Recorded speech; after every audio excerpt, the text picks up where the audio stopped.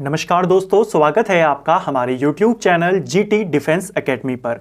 देखिए फ्रेंड्स, आज के वीडियो में हम भारत की नदियों और उनकी सहायक नदियों के बारे में बात करेंगे। यहाँ से आपके आर्मी के एग्जाम में लगातार आपसे क्वेश्चन पूछे जाते हैं, तो आर्मी के पैटर्न के अनुसार जो आपसे पूछे गए हैं, जो पूछे जाते हैं, जिस लेवल का आपका आता है, उन सभी क्वेश्चंस को आज के वीडियो में कवर करेंगे। साथ में इसी वीडियो में जो प्रीवियस ईयर के क्वेश्चंस हैं नदियों को लेकर, उनकी सहायक नदियों को लेकर, जो आपसे आर्मी के अलग अलग एग्जाम्स में अलग अलग शिफ्ट्स में पूछे गए हैं, उनको भी इसी वीडियो में कवर करेंगे। पहले प्रमुख नदियों के बारे में, उनकी सहायक नदियों के बारे में, उद्गम के बारे में बात करेंगे और फिर आपके जो प्रीवियस ईयर के क्वेश्चंस हैं उनको भी साथ में डिस्कस करते हुए चलेंगे। तो चलिए दोस्तों, आज की क्लास को शुरू करते हैं। सबसे पहले बात करेंगे जो भारत की सबसे प्रमुख नदी है, गंगा नदी। देखिए, गंगा नदी का उद्गम कहां से होता है, सीधा सीधा नोट्स हैं, टू द पॉइंट नोट्स हैं। जो आपका लेवल है एग्जाम में, जो क्वेश्चन पूछे जाते हैं, केवल उन्हीं को कवर करते हुए चलेंगे, जिससे आपको कोई एक्स्ट्रा चीजें पढ़ने की जरूरत ना पड़े। देखिए, गंगा नदी का जो स्रोत है वो है गंगोत्री। गंगोत्री आपके उत्तराखंड में स्थित है। यहां से निकलती है आपकी गंगा नदी और कहां जाकर गिरती है, तो गंगा नदी आपके बंगाल की खाड़ी में गिरती है। तो उद्गम आपको पता होना चाहिए और कहां जाकर गिरती है, बंगाल की खाड़ी में जाकर गिरती है। गंगा नदी की सहायक नदियों की बात करें तो कौन कौन सी इसकी सहायक नदियां हैं? यमुना इसकी सहायक नदी है, सोन नदी, रामगंगा, दामोदर, कोसी, ये सारी नदियां किसकी सहायक हैं? गंगा की। क्वेश्चन कैसे आता है? क्वेश्चन आ जाएगा, आपको 4 नदियों के नाम दे दिए जाएंगे और कहेगा इनमें से कौन सी नदी गंगा की सहायक है या कौन सी सहायक नहीं है। तो इन प्रमुख नदियों के नाम याद करेंगे। इन प्रमुखों में भी गंगा की सबसे बड़ी सहायक नदी कौन सी है? तो गंगा की सबसे बड़ी सहायक नदी है यमुना नदी। 2 क्वेश्चन आपको यहां पर क्लियर करने हैं। अगर आपसे क्वेश्चन बने भारत की सबसे लंबी नदी कौन सी है, सबसे बड़ी नदी कौन सी है, तो आप आंसर करेंगे भारत की सबसे बड़ी नदी गंगा है। अगर क्वेश्चन आए भारत की सबसे बड़ी सहायक नदी कौन सी है, तब आप यमुना को टिक यहां पर करेंगे। ठीक है, यमुना गंगा की सहायक नदी है और भारत की सबसे बड़ी सहायक नदी है। गंगा नदी को लेकर कुछ इंपॉर्टेंट बिंदु हैं, उनको यहां पर देखते हैं। और आप जैसे देख सकते हैं, सब आपके आर्मी के एग्जाम में आपसे पूछे गए हैं। यमुना नदी गंगा नदी की सबसे बड़ी सहायक नदी है। इस पॉइंट को हमने ऊपर देखा था, इस पे आपने मोस्ट इंपॉर्टेंट का टिक यहां पर लगाना है। भारत की सबसे लंबी नदी कौन सी है? तो भारत की सबसे लंबी नदी है गंगा नदी। ठीक है, गंगा की लंबाई कितनी है? अगर हम बात करें भारत में, इसकी लंबाई है टोटल 2525 किलोमीटर, यानी 25 किलोमीटर आपको याद करना है। भारत में सबसे लंबी नदी है। एक और क्वेश्चन गंगा को लेकर यहीं पर याद कर लीजिए, गंगा नदी को किस वर्ष राष्ट्रीय नदी का दर्जा मिला था? गंगा को राष्ट्रीय नदी 2008 में घोषित किया गया था। ठीक है, यह भी पेपर में पूछा गया है। गंगा नदी बांग्लादेश में प्रवेश करते ही पद्मा के नाम से जानी जाती है। क्वेश्चन आता है, गंगा नदी को बांग्लादेश में क्या कहा जाता है? तो गंगा नदी को बांग्लादेश में पद्मा कहा जाता है। ध्यान रखेंगे, पूछा जा सकता है। ठीक है, बांग्लादेश में इसका नाम क्या होता है? पद्मा होता है, पूछा गया है।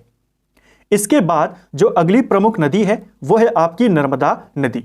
नर्मदा नदी की बात करें, यह आपके मध्य प्रदेश में अमरकंटक जो पहाड़ियां हैं वहां से आती है। देखिए, आपने भारत का नक्शा देखा होगा, यह आपका प्रायद्वीपीय भारत है। इधर की साइड जो आपका समुद्र है इसे बंगाल की खाड़ी कहा जाता है और इधर की साइड जो समुद्र है आपका, इसे अरब सागर कहा जाता है। क्वेश्चन कैसे बनता है नर्मदा को लेकर के, उसको नोट यहां पर कीजिए, बहुत इंपॉर्टेंट कॉन्सेप्ट है। भारत की जो अधिकांश नदियां हैं वो बंगाल की खाड़ी में जाकर गिरती हैं। इन नदियों को पूर्व की ओर बहने वाली नदियां कहा जाता है। क्वेश्चन बनता है, पश्चिम की ओर बहने वाली सबसे बड़ी नदी कौन है भारत की? तो पश्चिम की ओर बहने वाली यानी अरब सागर में गिरने वाली भारत की सबसे बड़ी नदी है नर्मदा नदी। और यही कॉन्सेप्ट आपसे बार बार पेपर में पूछा जाता है। कहां गिरती है ये? अरब सागर में गिरती है और अरब सागर में गिरने वाली भारत की सबसे बड़ी नदी नर्मदा है। इसकी सहायक नदियों की बात करें तो बारना, तवा, ये इसकी सहायक नदियां हैं। ठीक है, इसके अलावा ओरसंग भी है, बंजर है, शेर है, ये सारी इसकी सहायक नदियां हैं। इसकी सहायक नदियों को लेकर ज्यादा चीजें पूछी नहीं जाती, केवल ये वाला पॉइंट आता है और इसका उद्गम। ठीक है, अगला है सिंधु नदी। सिंधु नदी आपके मानसरोवर झील के नजदीक से आती है। मानसरोवर झील आपके तिब्बत में पड़ती है। तिब्बत में मानसरोवर झील के नजदीक जो चेमा युंगडुंग ग्लेशियर है वहां से निकलती है आपकी सिंधु नदी। और ये गिरती कहां है?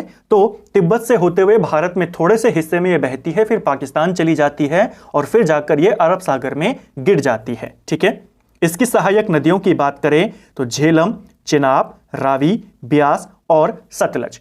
इन पांचों को पंच नदी के नाम से जाना जाता है और ये सारी की सारी आपके सिंधु नदी की सहायक नदी है। अगर हम झेलम नदी की बात करें तो जम्मू कश्मीर से ये निकलती है।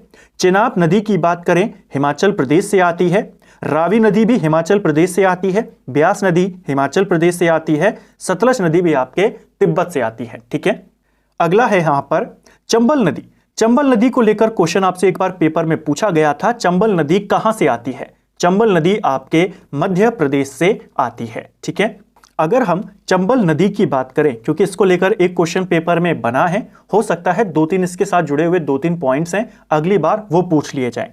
चंबल नदी मुख्यतः गंगा नदी तंत्र का हिस्सा है। ठीक है, चंबल नदी आपके यमुना की सहायक नदी है। इसको भी ध्यान रखेंगे किसकी है, अगर एग्जैक्ट पूछेगा यमुना नदी की ये सहायक नदी है। यमुना की सबसे बड़ी सहायक नदी है आपकी चंबल, और यमुना किसकी है? गंगा की। चंबल नदी आपके मध्य प्रदेश से आती है। ठीक है, और यूपी में जो इटावा जिला है वहां पर ये यमुना से संगम कर लेती है। अगला है सतपुड़ा की पहाड़ियां कहां स्थित हैं? तो सतपुड़ा की पहाड़ी आपके मध्य प्रदेश में है, ये भी पेपर में पूछा गया है। अब कुछ क्वेश्चंस हैं जो आपसे एग्जाम्स में आए हैं, उनको कवर करते हैं। अमरकंटक पठार से किस नदी की उत्पत्ति होती है? सीधा क्वेश्चन पूछा गया था, which river originates from the Amarkantak plateau? ये आती है आपकी नर्मदा नदी। अभी हमने ऊपर देखा था और मैंने कहा भी आपसे ज्यादातर उद्गम और इनका जो जहां ये गिरती हैं वो पूछा जाता है। सही आंसर हो जाएगा ऑप्शन बी। अगला है झेलम, चिनाब, रावी, ब्यास, सतलुज किसकी सहायक नदियां हैं? ये सारी की सारी सिंधु नदी की सहायक नदियां हैं। ऑप्शन ए सही उत्तर यहां पर होगा।